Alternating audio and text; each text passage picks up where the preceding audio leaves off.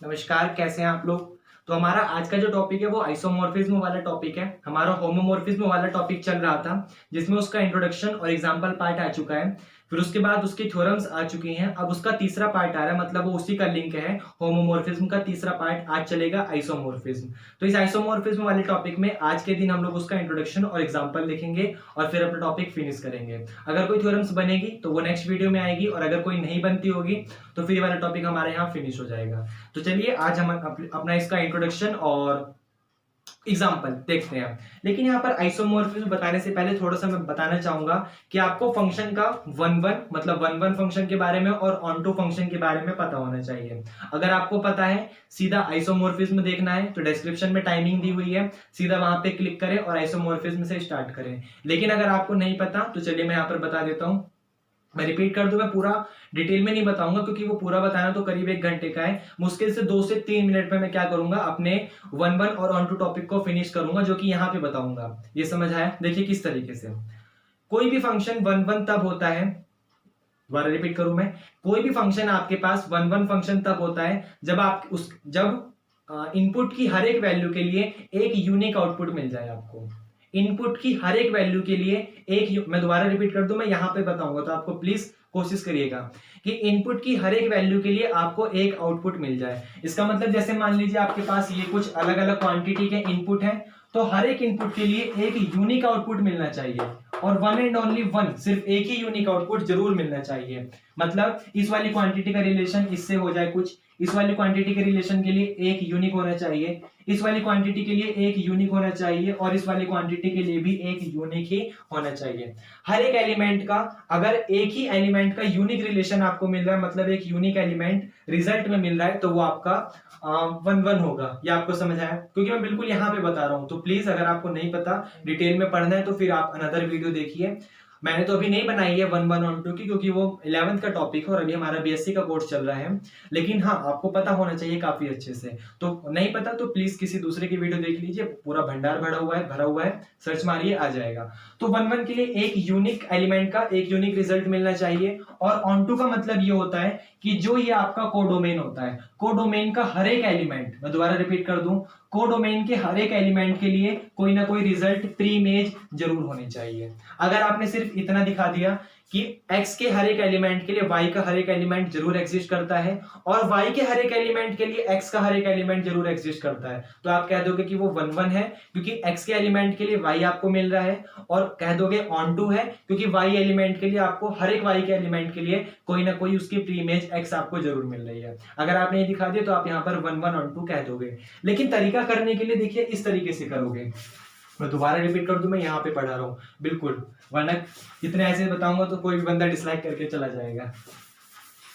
देखिए करने का रिजल्ट आपको इस तरीके से करना है कि अगर आप क्या करोगे, फंक्शन में जो भी आपको क्वांटिटी fx मिलेगी, आप उसको fx1 को बराबर पुट कर दोगे fx2 से, फिर उसको सिंप्लीफाई करोगे, और अगर आपको x1 is equal to x2 मिल गया तो आप कह दोगे कि हाँ वो आपका वन वन फंक्शन है, अदरवाइज वो वन वन फंक्शन नहीं है।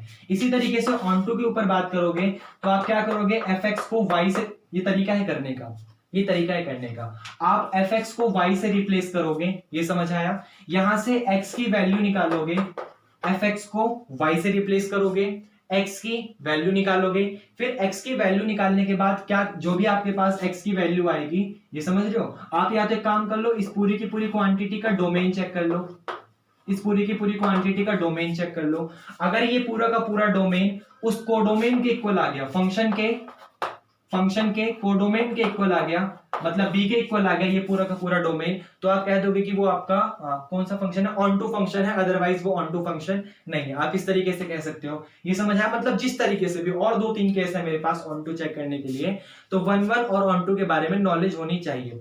मैं यहाँ पर नहीं बताऊंगा क्योंकि आपको नहीं समझ आएगा, मैं ये ऐसे बता रहा हूँ तो फिर ये समय की बर्बादी है, नहीं समझ आएगा। वन वन ऑन टू काफी डिटेल में अच्छे से पढ़ने वाला टॉपिक है। अगर आपको आता है तो वेलकम, और नहीं आता तो प्लीज उसे पढ़ के फिर आप आईसो पे आइएगा। तो चलिए अब आईसो स्टार्ट करते हैं जिसके लिए मैं आया था। देखिए ए मैपिंग, आईसो का पहले स्टेटमेंट लिख दें, इसका डेफिनेशन लिख दें कि ए मैपिंग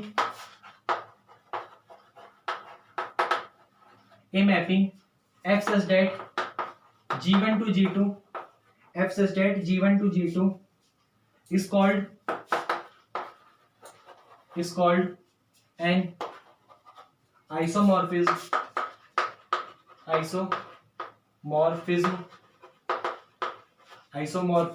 if कंडीशन दे दी उसने कि जो आपका फंक्शन होना चाहिए, फर्स्ट कंडीशन है कि f इज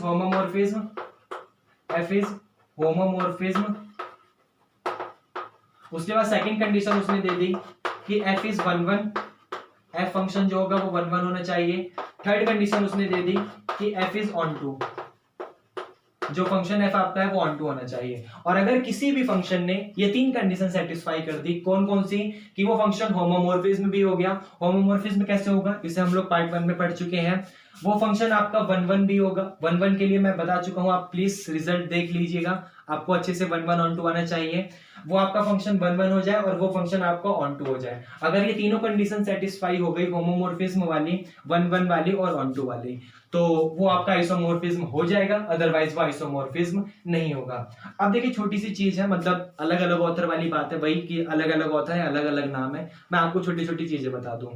किसी बंदे ने आइसोमॉर्फिज्म को आइसोमॉर्फिक, रिपीट कर दूं, किसी बंदे ने आइसोमॉर्फिज्म को आइसोमॉर्फिक के नाम से लिख रखा है, मॉर्फिक, आइसोमॉर्फिक के नाम से लिख रखा है, मतलब वो आइसोमॉर्फिज्म नहीं बोलेगा, वो आइसोमॉर्फिक बोलेगा।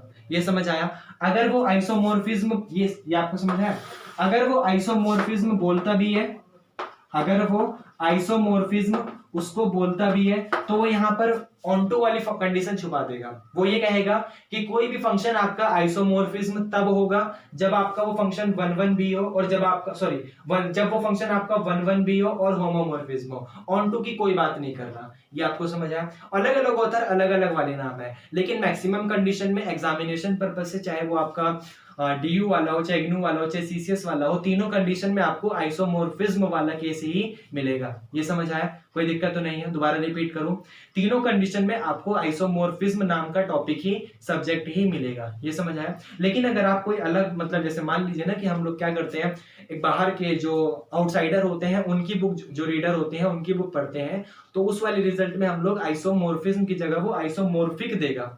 ये समझ रहे हो? तो बस वही बात है, नाम की बात है, वरना उसको वो आइसोमॉर्फिक बोले या फिर आइसोमॉर्फिज्म बोले, आपको तीनों प्रॉपर्टी दिखानी कंपलसरी है, होमोमॉर्फिज्म, 1 और ऑन टू। समझ आया? तीनों प्रॉपर्टी अगर आपने दिखा दी तो वो आपका आइसोमॉर्फिज्म या फिर आइसोमॉर्फिक हो जाएगा। ये समझ आया? कोई दिक्कत तो नहीं है? तो आइए इसका एक हम लोग रिजल्ट देख लेते हैं और फिर अपना जो स्टेटमेंट है, मतलब जो हमारा टॉपिक चल रहा है, उसे हम लोग फिनिश करेंगे। तो इसका एग्जांपल देखिए, क्योंकि आइसोमॉर्फिज्म बताने के लिए कोई और आपका रिजल्ट नहीं है, मतलब कोई और इंट्रोडक्शन नहीं है। किसी भी चीज को आइसोमॉर्फिज्म तब कहोगे जब वो होमो हो जाए, होमोमॉर्फिज्म हो जाए, 1 हो जाए, ऑन टू हो जाए। और क्या बोलूंगा, बस ये आपको समझ आया? अच्छा एक चीज और, सिंबल की बात करता हूं मैं यहाँ पर। इसका सिंबल भी है, जैसे होमो का सिंबल नहीं था, होमो में वो लिख के देगा कि होमोमॉर्फिज्म है, लेकिन आइसोमॉर्फिज्म का एक सिंबल है, और वो सिंबल ये वाला G1 जो होगा अप्रोक्सीमेट, या अप्रोक्सीमेशन का होता है ना सिंबल, ऐसे इक्वल वाला लेकिन टेढ़े वाला, इक्वल वाला लेकिन टेढ़े वाला, ये अप्रोक्सीमेशन G2। ये सिंबल है आइसोमॉर्फिज्म का, जब आप ग्रुप के ऊपर काम करोगे तो। ठीक है, बाकी इसमें कोई और इंट्रोडक्शन देने लायक मुझे नहीं लगता है कि क्या बोलोगे, और फिर बाकी बोलना तो समय की बर्बादी है। ये आपको समझ है? तो चलिए आइए अपना एग्जांपल देखते हैं रिजल्ट, फिर इस स्टेटमेंट को फिनिश करते हैं। क्योंकि जो ये हमारे टॉपिक है, ये होमोमॉर्फिज्म ब्रांच वाले, या फिर जो भी मतलब आइसोमॉर्फिज्म, परम्यूटेशन, ये बड़े छोटे छोटे टॉपिक हैं, बहुत छोटे छोटे टॉपिक हैं। मुश्किल से अगर कोई एक शराफत से नए, मतलब कोई एक शराफत से बिल्कुल जो हाई क्वालिटी का टीचर होता है, वो अगर आप बताएगा उसको, तो मुश्किल से 5 मिनट में, बस 5 मिनट में फिनिश कर देगा बोल के। क्या बोलेगा और कुछ बचा ही नहीं। आइसोमॉर्फिज्म किसको कहोगे? अगर वो होमो हो जाए, वो 1 हो जाए, वो ऑन टू हो जाए। इन तीन के अलावा ये तीनों कंडीशन सेटिस्फाई हो गई तो आपका आइसो है। अगर तीनों में से कोई भी एक कंडीशन बिगड़ गई तो आपका आइसो नहीं है। ये आपको समझ आए? और क्या बोलेगा वो, सिंपल। तो चलिए आइए इसका एग्जांपल देख लेते हैं हम लोग। एग्जांपल बुक में तो नहीं है, हमें खुद बनाना पड़ेगा। जैसे मान लीजिए मैं इस तरीके से एग्जांपल बना दूं कि मान लीजिए आपके पास, सीधा काम की बात करेंगे, स्टेटमेंट को एग्जांपल खुद बनाना पड़ रहा है, बुक में नहीं है इसका एग्जांपल। जैसे मान लीजिए पहले आपके पास सेट है Z प्लस का, और या फिर मैं ऐसे कह सकता हूं, इसको मैं रफ कर दूं यहाँ पर, मैं ये कह सकता हूं कि जो मेरे पास G1 सेट है, वो इंटीजर का सेट है, वो इंटीजर का सेट है ऑपरेशन एडिशन के साथ, ऑपरेशन एडिशन के साथ, मतलब जो ग्रुप वन का सेट है वो इंटीजर है और ऑपरेशन उसका एडिशन है। और G2 वाला जो सेट है मेरे पास वो इवन इंटीजर का है, या फिर मैं ऑड ले सकता हूं, मान लीजिए इवन ले लेता हूं, चलिए ठीक है, इवन इंटीजर का है, इवन इंटीजर का है और इसका ऑपरेशन भी एडिशन ही है, इसका ऑपरेशन भी एडिशन ही है। आपके पास दो सेट है, मतलब क्योंकि तभी तो आप उसको होमो या फिर दिखा पाओगे।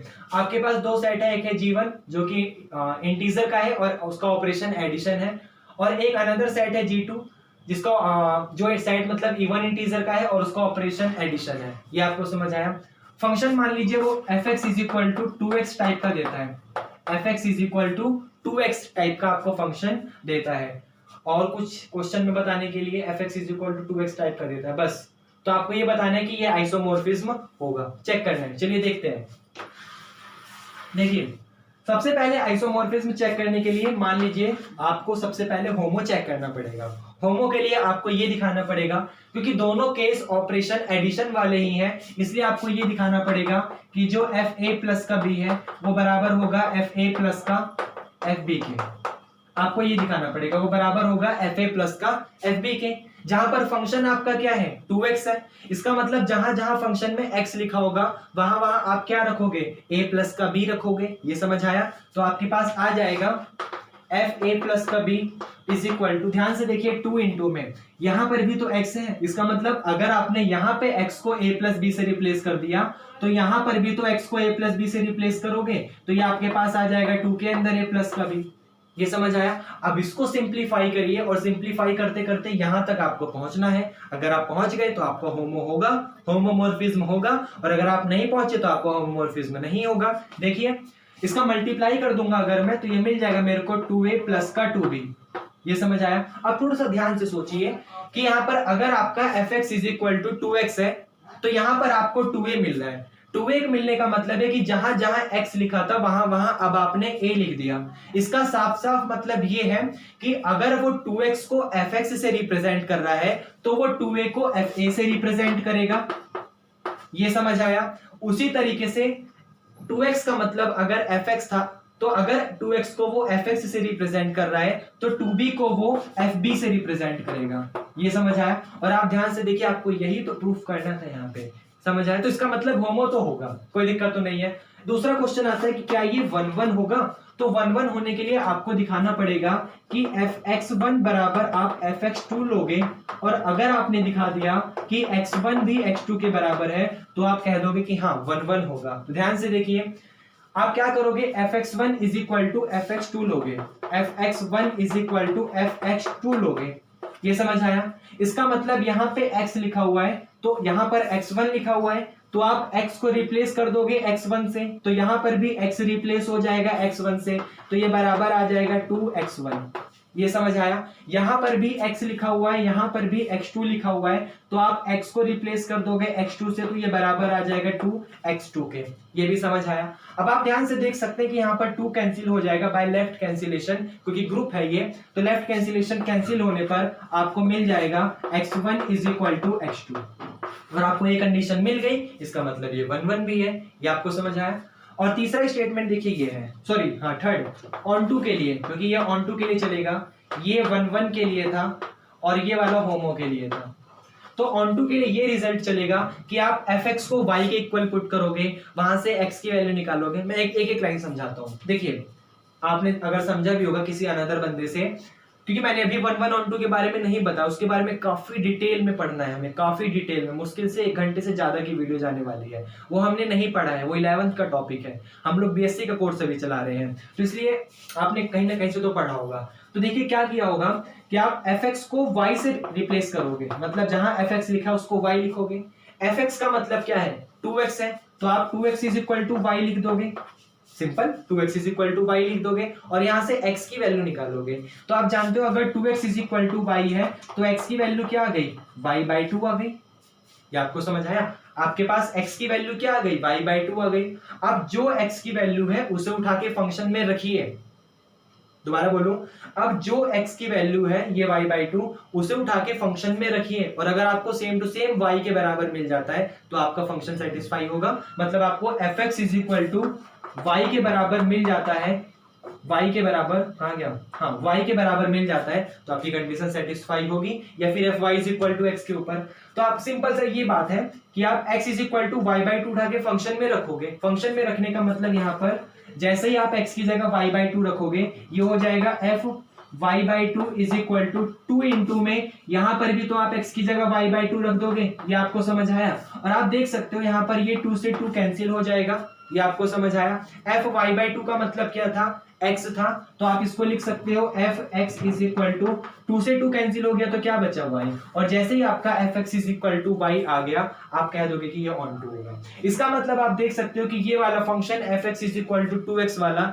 जहां पर g1 का ऑपरेशन एडिशन था, सेट इंटीजर था, g2 का ऑपरेशन एडिशन था, सेट इवन इंटीजर था, ये दोनों कंडीशन आपकी सेटिस्फाई हो गई, क्योंकि यहाँ पर y का मतलब क्या है 2x है। आप समझ सकते हो यहाँ पर y का मतलब क्या है 2x है। रिजल्ट आपको 2x टाइप का मिल रहा है, मतलब इवन टाइप का मिल रहा है, इवन इंटीजर टाइप का मिल रहा है। तो आपके तीनों कंडीशन सेटिस्फाई कर रहा है ये वाला फंक्शन, होमो वाला भी, 1 1 वाला भी, ऑन टू वाला भी। और जैसे ही इस फंक्शन ने ये कंडीशन सेटिस्फाई करी आपका वो आइसोमॉर्फिज्म या फिर आइसोमॉर्फिक हो जाएगा। ये आपको समझ आया? तो बस बाकी ये आपका स्टेटमेंट और एग्जांपल था, और तो मुझे नहीं लगता कुछ है। बाकी इसके एक छोटा सा रिजल्ट है, आपको बता दें क्या, छोटा सा रिजल्ट है। वो रिजल्ट ये कहता है, जैसे आपका ये खत्म हो चुका, बिल्कुल अगर आपका खत्म हो चुका, समझ आ चुका, तो आप प्लीज स्किप करके चले जाइएगा। छोटा सा रिजल्ट ऐसे ही है, देखिए, या चलिए किसी कहीं वो पढ़ेंगे, उसका कोई लॉजिक नहीं है वो, उसको मैं ये सोच रहा था कि आपको कुछ और चीजें बता दूं, लेकिन मुझे नहीं लगता उसका कोई फायदा होगा। तो बाकी हमारा ये आइसोमॉर्फिक वाला टॉपिक खत्म हो चुका है। चलिए ठीक है, और बाकी आपके लिए क्वेश्चन की प्रैक्टिस है, जितनी क्वेश्चन की प्रैक्टिस करेंगे उतना फायदा होगा। होमो वाला और आइसो में से वो एक आधा क्वेश्चन पूछ लेता है एग्जामिनेशन में, सीधा सीधा पुट करता है, बहुत आसान टॉपिक है। बाकी आपकी प्रैक्टिस के ऊपर डिपेंड करता है, तो प्लीज पढ़ते रहिए। Thank you, bye. चलिए ठीक है।